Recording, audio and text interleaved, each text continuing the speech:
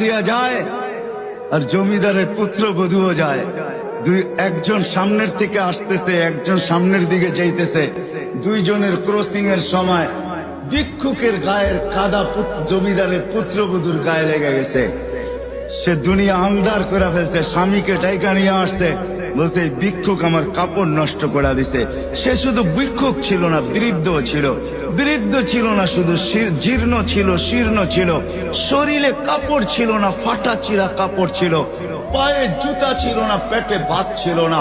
জমিদারের পুত্র সইতে পারে নাই, যৌবনী শক্তি সয়তো সয় কি কইরা তার স্ত্রীর গায়ে ভিক্ষুকের কাদা, বস সমগ্র শক্তিকে হাতে জমা করা একত্র করে বৃদ্ধের গালে বসায়। বৃদ্ধ কিচ্ছু বলে নাই, শুধু উপরের দিকে তাকায় দুই তিনটা শব্দ উচ্চারণ করছেন। শব্দগুলা হলো ইয়া মাল্লা তারা হলো ওয়ুন, ও আল্লাহ চোখে দেখা যায় না। ও তারা কুল্লা শাই, তুই সব দেখিস।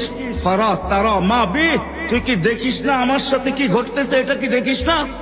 বলতে দেরি যুবক, মরতে দেরি হয় নাই। জমিদার চলে আসছে, প্রতিশোধ নিবে।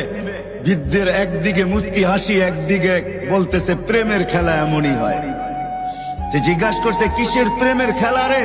বলছে ওর প্রেমিকার গায়ে আমার কাদা লাগছে, পায়ের কাদা লাগছে, ও সইতে পারে নাই। যৌবনী শক্তি দিয়ে আমার বৃদ্ধ গালে বসায় দিছে। আমাকেও একজন ভালোবাসে, সেও সইতে পারে না,